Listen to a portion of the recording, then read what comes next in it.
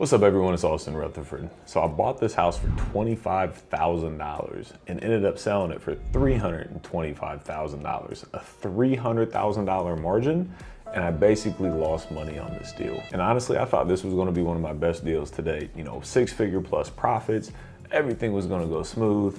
It's not really how it turned out. So in this video, I'm gonna tell you all the things that went wrong, so hopefully you don't make those same mistakes. But if you can smash that like button for the YouTube algorithm, it'd be greatly appreciated. So you gotta understand, every house that you buy is not always a home run. Although I thought this one was gonna be a home run, you gotta take the base hits, the doubles, the triples, and the home runs sometimes. So for this specific house, I was actually already renovating houses on that street, like 3 houses down and 4 houses down, from the house that I'm discussing today. Then at the same time, this house actually came up for sale, and it was an amazing opportunity.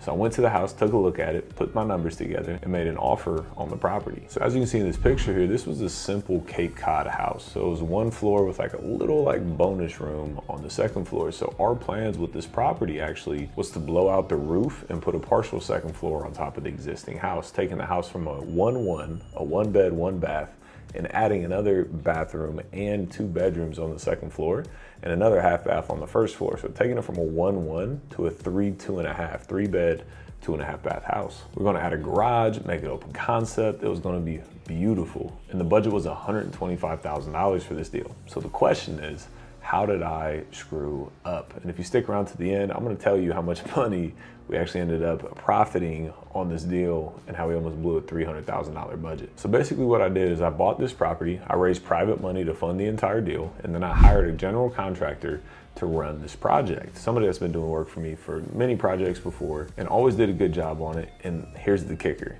I basically gave him my checkbook to manage this project. Do not do this, right? Do not do this. Basically what we agreed to was a cost plus. So the cost, he would run the job at cost.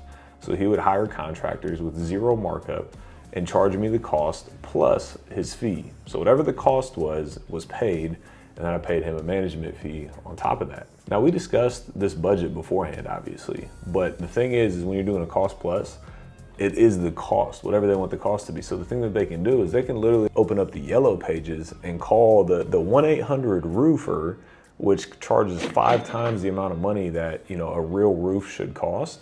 And it's just easy for them because they're getting paid their management fee no matter what. So they can just open up the yellow page and call a roofer and a garage guy and a siding guy and electric and a plumbing and an HVAC guy. And these are going to be the most expensive people that you can hire because they have no other incentive to work harder to get the price lower to make a profit because it's cost plus. They're making their management fee no matter what the cost of the project is. So here's one number just to put it into perspective. So our framing package was $50,000. And remember, we already had an entire 1st floor. We already had the roof and we were blowing out a portion of the roof to put a 2nd floor on. So there's a little bit of an addition, and all we did was make the 1st floor open concept and put a couple LVLs in. 50 grand for the framing. Now understand, I build houses too, right? Build new construction houses and sell them. It's 50 grand to build an entirely new house. The whole thing, the whole house, 50 grand. And a partial remodel cost me $50,000. And we had a ton of projects going on at the time. So when I got this bill, you know, I don't know what I was thinking. I must have thought it was for a new construction or something. So, you know, we paid the check. We wrote the check for the framing budget. Then a 6-month project turned into a 12-month project because the contractor had no urgency to do this deal because we were paying him a monthly management fee. So why would he, you know, try to speed it up if we were paying him a monthly management fee to do the job? So the contractor just kind of kept coasting through. You know, the project would be vacant for weeks at a time with no workers there. And I had a ton of other projects going on at the time. So this one was like on the back burner for me because I thought it was being handled. So when I ran the numbers on this deal, like I thought, you know, we could have done it for $125,000. Looking back on it now, maybe I under budgeted a little bit. Maybe it should have been $150,000. But we ended up spending $225,000 to renovate this project. Almost $100,000 over budget, or almost double what we originally planned on spending on this property. And again, I accept responsibility. I think I under budgeted the job and I'm okay with that. I'll eat that other $25,000, but the additional money was due to a bad contractor, and it gets better. That's not the only money that we lost here. There's a lot of other costs that came into play as well. And then finally, we finished the project, thank you, and listed it for $355,000. And it ended up sitting on the market for about 90 days, and we lowered the price every couple weeks. We ended up selling it for $325,000. So after 15 months of owning this project, which we planned on owning for 6 months, we got to pay interest, we got to pay taxes, we got to pay utilities, we got to pay all these additional costs every single day that we own the house. Our holding costs more than doubled on this same deal, because instead of it taking 6 months, it took 15 months to buy, renovate, and sell this property. And remember, we spent 15 months on this deal by buying it, by raising money for it, by managing the construction, by paying bills, by dealing with break-ins and utilities and contractors and supply chains and listings and remedies and all these things we dealt with for 15 months. And guess what the net profit was on it? $7,000 in profit. We bought it for 25 grand. We sold it for 325 grand. I thought I was gonna make 120, 150 grand on this deal. We ended up making $7,000. And you may be sitting there saying like, well, 7 grand is like still 7 grand. But it's the opportunity cost. Like, what else could we have done in that same time by not stressing over that one deal?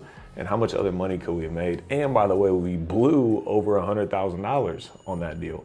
Spend 15 months on a project like that and make 7 grand, not worth it in any way, shape, or form. Luckily, we didn't lose a massive amount of money, thankfully. One of the key takeaways here is that you have to buy deals right. You can never fix a bad buy.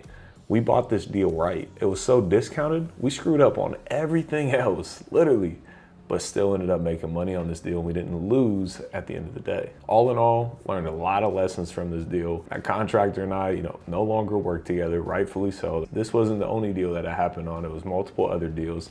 Ended up losing hundreds and hundreds and hundreds of thousands of dollars working with this individual contractor. So it was a very hard lesson learned, but it was a lesson learned, right? You're not gonna win every time. Sometimes you're gonna lose. Sometimes you're gonna lose on a project. But guess what? If you keep swinging and keep swinging, you're gonna end up winning, right? If I would have stopped on this deal, I wouldn't be in front of the camera right now. You gotta keep going, you gotta keep pushing. So comment below, let me know your thoughts or questions that you have on this deal. Make sure you smash that like button for the YouTube algorithm. Hit that subscribe and notification bell as well so you can get all this content going forward. As always, appreciate you being here. We'll see you on the next one.